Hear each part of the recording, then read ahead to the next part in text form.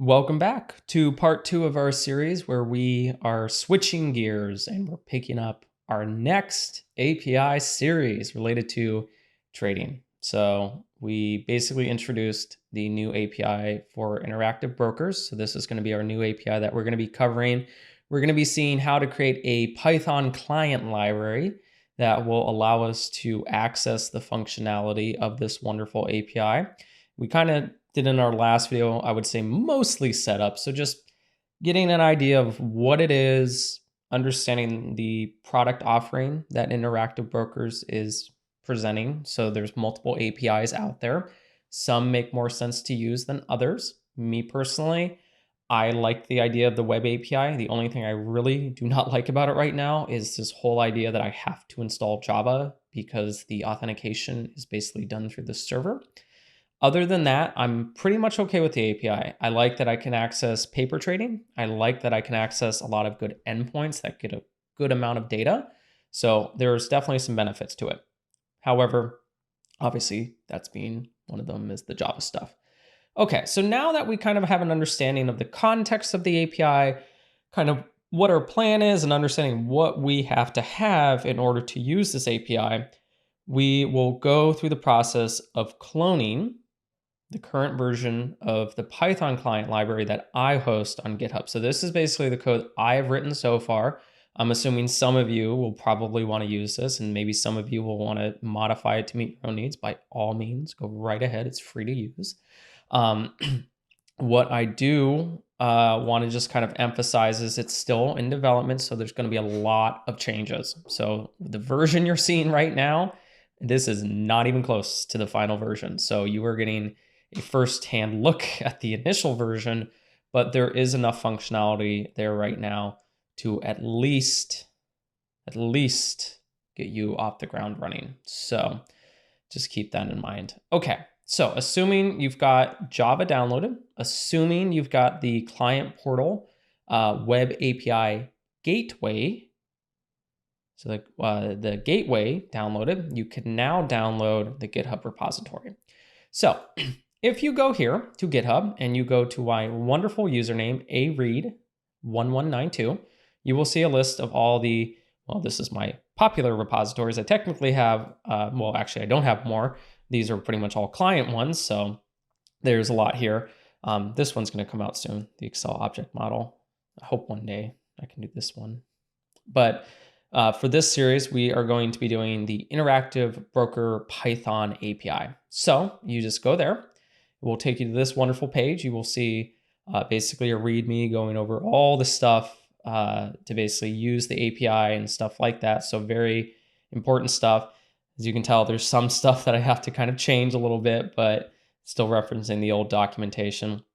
But there's also links to the, the documentation, WebSockets, and stuff like that. I do plan to add to this a little bit. So obviously I want to give people a link to Java. That's one thing I want to add in here and things like that. And then if you go into the IBW folder, this is where you'll actually find the entire client. So this is what I've written so far that will basically start everything up, help you make requests. And there are a few endpoints in here to basically get you started. So very basic, I'm still adding to it, but there's some in here for getting quotes, symbol searching, and stuff like that. So again, a very bare bones version is definitely up, ready to use. Additionally, I do have some samples. So again, if you want some installation notes, I have that here. And then also if you want, there's fields, I think I have fields in there. And then I have tests. So I have some sample tests if you want them. So this is me using the client. So this is me actually making a request and stuff like that. I do not have a config file currently in the repository, so you will need to create your own. It is simply a Python script, or you can technically skip the config file altogether, and you can define your variables inside the script that you're planning to run it in. So this is just because when I'm doing videos, obviously I don't want to disclose all my sensitive account information out for all of YouTube to see. But there's technically nothing stopping you from putting it into the same script. So just keep that in mind. And then I also have some testing stuff. This is just more me. This isn't for you guys.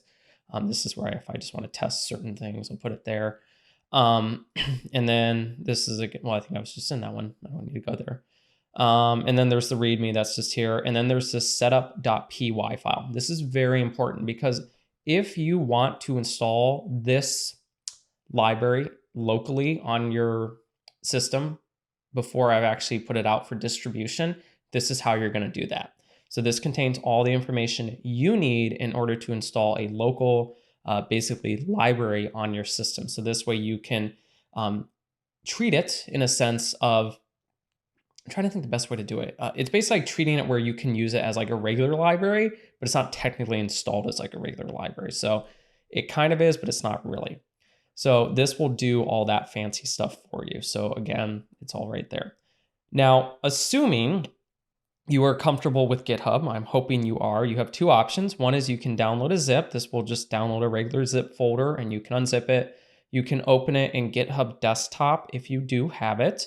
Or you can clone it. Now, if you clone or download any of this stuff, it does assume that you have an account, so just keep that in mind. I also encourage you, if you don't already, to use Visual Studio Code. I personally think it's really straightforward to use, and it's very easy. The only thing that you're going to have to make sure you have installed on your system is Git.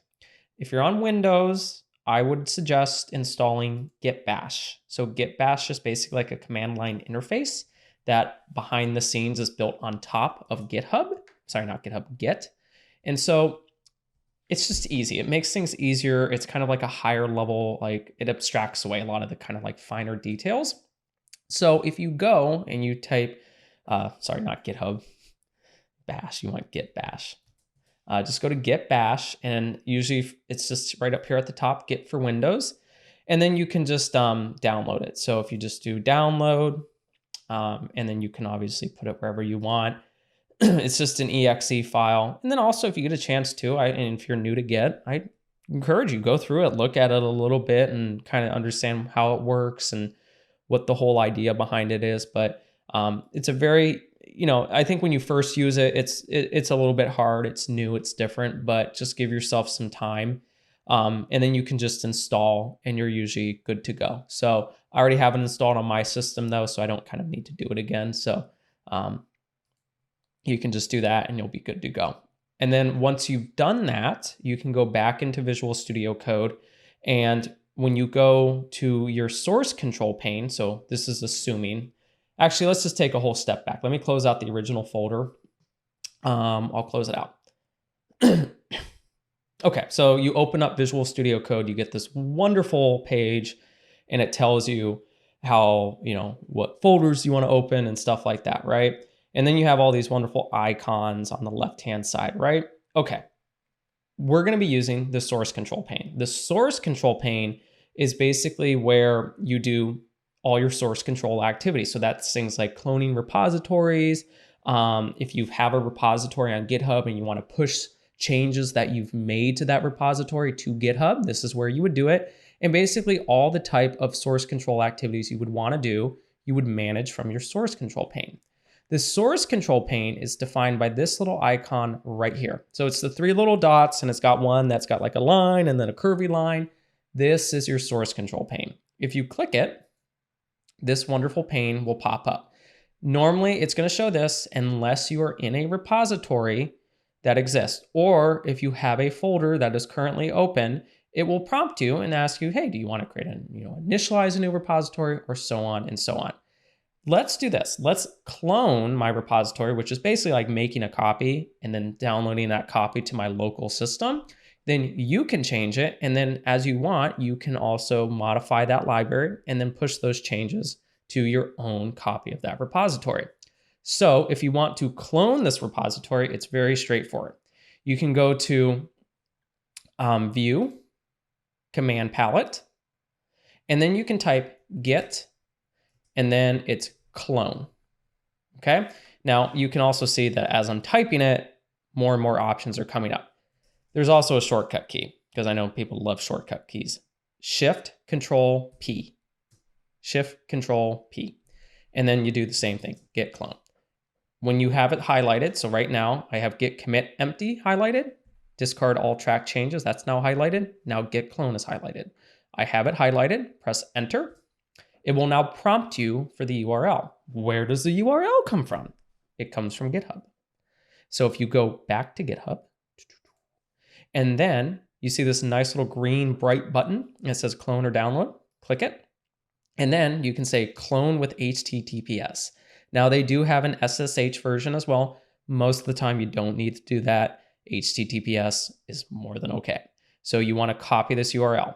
If you click this little button right here, it will copy it. Now it doesn't respond to you. It doesn't let you know it was copied. No, it just highlights it and then you click it. So now you go back to Visual Studio Code. You want to paste, so Control V, that URL into the wonderful text box, and then you press enter. From here, it will prompt you and says, great, you want to download it. Where would you like to download it to? Oh, choices. So I'm going to put it on my desktop. I have a folder called Interactive Broker API. You can select it like this if you want. So this is fine too. I can go in it, or I can go just select it like that. And then once I've selected, I want to make sure it's right here. I can see it. And then I do select repository location. This wonderful little thing will pop up and it's basically telling you the progress as it's downloading. Most of the time, it's usually pretty quick, unless you're downloading a very, very big repository, which some are.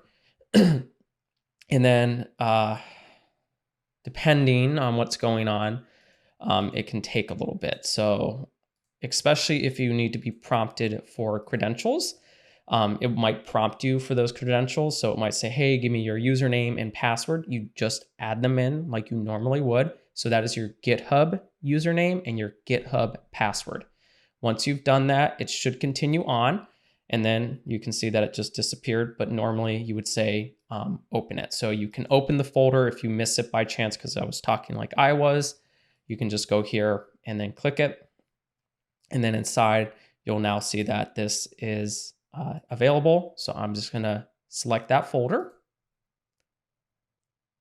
And I can now see everything that was related to that API. So now I have all the folders, and I've basically made a copy of this repository for everybody to use. Now, this is just part of it. So technically right now, if you were to go in here and you would try to run this, it's not going to work because first of all, you don't have a client, you don't have a config file. So that's part of it. And then second of all, you don't have your client portal unzipped. So that's the other problem. So technically what you have to do is first, you have to create a config file. So you can call that config file whatever you want. Or if you do not want a config file, then you will have to put in your username and your password and the account that you plan to trade with all right here. So it's up to you how you want to do it. I'm not going to tell you how to do it. There's multiple ways to do it. But at the end of the day, I need 3 pieces of information from you: your username, your password, and your account number. You give me those 3 things, I'm good to go and I'm happy, and it should work all fine and dandy. However, we want to treat this like it is a normal local repository. I'm sorry, not a normal local library. Currently, right now, it is not installed anywhere, right? So you just have it. It's not really installed. So you can't use it as you would say a traditional library. So things might be not imported correctly, and you're like, oh, it's not working. Why is it not working? It's because you haven't basically installed it in like a development mode. So if you want to install it in a development mode, I have some examples for you on how to do that. If you go to resources, not resources, samples, and then resources, and then installation notes, you kind of see it right here. But if you're on Visual Studio Code, you'll see this little icon up here, and you'll see open preview to the side. This will make it a little bit readable and just easier to read. So there's a couple things. You don't have to technically do this, but what I do is I basically tell people, hey, if you want like a list of all the requirements, like if you add to it in something like that, you need to install a library called pip rex. And so this is for short for pip requirements. And then you can do pip requirements and then the path to the project. So I just kind of give you an example right here, and it will basically create a nice little requirement text file with all the libraries that you need. Additionally, we want to create our setup file. So this setup file is for you. So this makes it where you can go in here, run this file, and then it will basically just install the package in development mode. You can see that I just put different pieces of information on here. So obviously like who wrote it, their email, the name of it, things like that. Now, technically, I want to change this a little bit. So this is actually where it should be Interactive Broker, Python, API. So this is going to be the name of the library. And then I also give it a version. So I'm saying like, hey, this is just the alpha version. And then a description. The long description, well, that's just the README. Any dependencies, the GitHub URL, just different things like classifiers. So like, attended audience and stuff like that, just more descriptive information. This is important. This is important. This is important, stuff like that. So you've got that. Let's install it. So if you want to install it in the root directory, so basically the one that we're currently working out of, you can open up your terminal. So if you do Control J, it will open up your terminal. And then all you're going to do, assuming that you have Python installed, is you're going to do pip install -e space dot or period. You press enter. Oh, well, I probably should spell install correctly. Pip install -e period. It's going to be downloading everything for you. Now, I technically had a copy installed on my system. So what it's doing is it's uninstalling that existing copy, and then it's going to install the new one. So this is actually advantageous for everybody, because what it allows you to do is you can make changes, and then you can have those changes immediately propagate into the library that you want. So definitely advantageous. Now, what this does is it's going to create this little folder right here for you. And if you look at it and you go in it, it will tell you the dependencies. Well, there's none. It's going to give you the package info. Well, this is just the README. This is the source. So this is basically saying, what did it actually install? And then we have the top level text as well. So lots of good stuff here that we can make available and stuff like that. So lots of good stuff. If we need it to be kind of nice and available. Ooh, skipped the wrong one. And then I kind of have the same exact thing in mind. The only thing it didn't install, it looks like, was the actual client itself. So I think that was because I didn't specify something correctly, which is more than likely the case. Did I overwrite it? That's the question. Oh, I know what I did. I'm still, okay, I'm sorry. I've been changing it a little bit, and I was testing something. I don't think I tested it correctly. So I'm gonna have to change that before I obviously release this video. I was using something else, so my apologies. I'm gonna have to reinstall it again because technically it's not installing it correctly. Basically, I didn't specify the actual package, so usually this does a pretty good job. It will, find the right library, unless I don't obviously specify it. So let me just do it again really quickly. I just want to make sure, obviously, it's installed correctly, and then once it's all done, I will show you. Hopefully, it fixed our wonderful error. Package info. Okay, perfect. So now it installed the IB client.py. That was the one that we wanted. So very important that that's installed, because obviously if it's not, we've got a problem.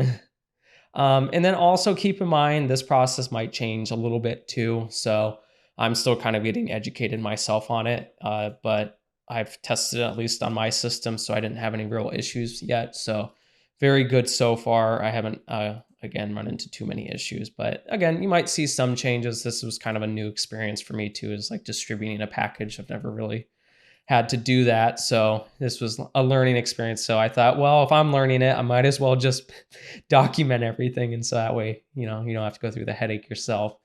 But that's basically it, I would say, for installing it. Once you do that, I'll show you kind of how to do a very simple startup. So this is just very, very simple. It's not really doing anything fancy. It's kind of just there. Now, technically, I told you on the last video, like, download the client portal. If you technically download the GitHub, it will be here for you as well. I will warn you though, sometimes, not always, it gets, I think, corrupted or something like that when I download it from GitHub. I think it has to do with the LSF files, but I'm not entirely sure. So I still kind of have to look into that just to kind of figure out what's going on.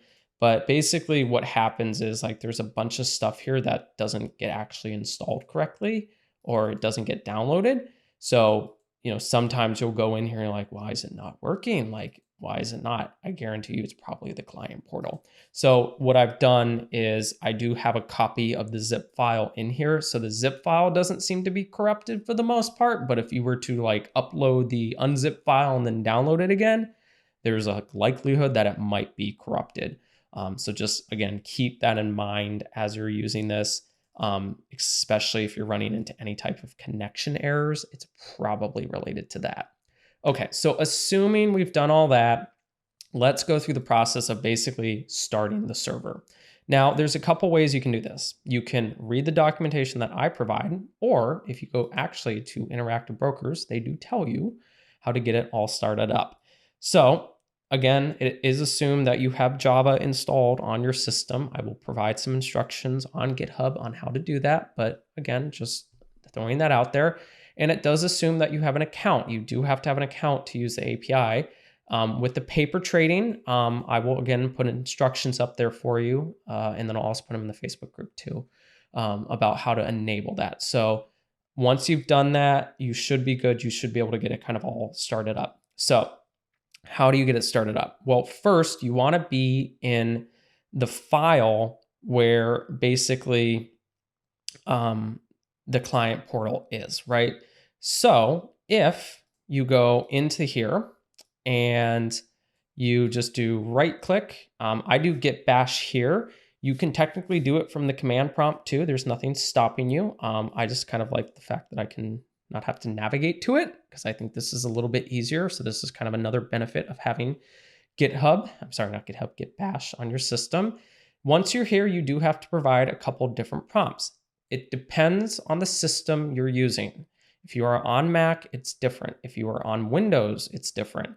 They even tell you this. So to launch the gateway, you need bin run bat and then root config YAML. That is if you're on Windows.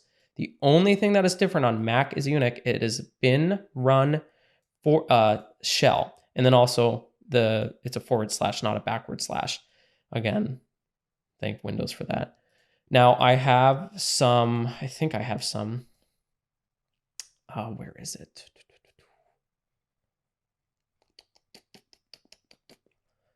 Oh, I still need to add that. That's okay though. Oh, I have more notes. I've been taking a lot of notes using this one, but basically, oh wait, no, maybe. Yes. That's okay. Whatever. I don't care. So, just do bin, backward slash, I guess, run dot bat. I wrap them both in quotation marks. Suppose you don't have to, but every time I've done that, it doesn't work. So I just wrap them both. So I do root and then config, and then it's .yaml. And so you'll run this, assuming I'm in the client portal. And then you're going to see this, and then it's saying, okay, great. Like, this is awesome. It's working. It's actually working. So what it's telling you is you need to go to your localhost 5000. This is going to basically prompt you to log in, right? So if I do localhost 5000, keep in mind, sometimes you have to give the server time. It won't necessarily boot up the first time. In fact, sometimes I've had to like even shut it down and then running it again. So be patient. No, I don't want to save it to collections. If it really causes me issues, I'll just kind of basically, I'll just kind of start it up again and stuff like that. I think part of it is I did that yes, no right there. And so that of course didn't make it, Yeah, see. Again, it can be very picky sometimes, to say it nicely.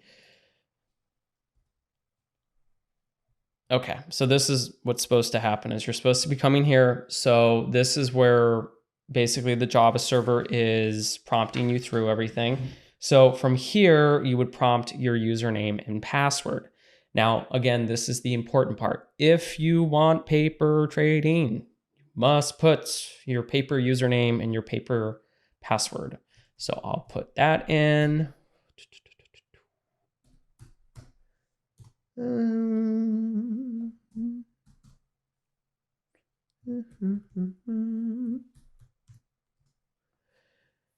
Okay, you do that, it's good.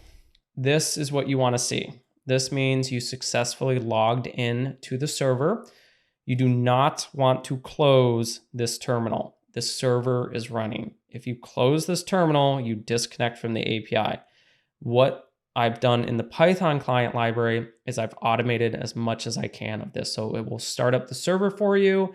It will save the state. So that way, if something happens during the script and you want to start the script, but you don't want to stop the server, it will save that and it will connect back to this process. So that way you don't have to go through this whole entire process of logging in again and stuff like that. I am also in the process of trying to automate the login process. I don't want to use Selenium because I don't know why I don't want to use Selenium. I probably could just use Selenium. I just want to see if I can do it without Selenium. But regardless, I'm trying to automate as much of it. So I'm trying to make this as simple as possible where you don't have to do it 90 different times because I know how frustrating that is. Now, once you've done this, you can go to a demo page. So they do have a demo page for you. So you can do demo and then that. And then this is basically just a demo page. So this is all with like paper trading accounts that I've done. So you can see what it is doing. It made a request for me and it actually got all my positions for me and it's showing it on the page. So this is kind of neat. Again, this is just showing you that the API is working. So this is their way of saying like, hey, like it's not all awful and it's all working for the most part. As you can tell, I'm just so outrageously rich. I'm buying $5,000, you know, what is that? No, $66,000. I've been buying a lot of Tesla. Still $893. I thought they would have been down more than that, but that they're a whole different ball game right there. I wouldn't touch my life dependent on it. They something else. But yeah, so that's basically getting everything up and running. So at this point, you could start using it at that point. So you basically have everything you need to use it. Now it's just basically actually writing the functionality that you want. So at this point, I am going to cut off the video. And then in our next video, we're going to actually start the coding. So we had to take 2 videos to get everything set up. But I really wanted to make sure I covered this because I know I got lost when I was doing it. So the last thing I want you guys doing is getting lost. But I'll also be providing more documentation on how to use this. So please, please, please check the repo frequently because I do provide documentation there. So please use that. If something's not clear, if you think it could be worded better, by all means, I'm always open to suggestions. And then also check the Facebook group. I'm going to be posting that there too as well. So just keep an eye out. There's going to be resources available because there wasn't a lot when I went there. I mean, there was some. It's better than some people, but there's definitely some room to kind of make some things clearer. So with that though, I think that's it. So again, you got any questions, feel free to put them down in the comments below. Otherwise, we will see you in part 3.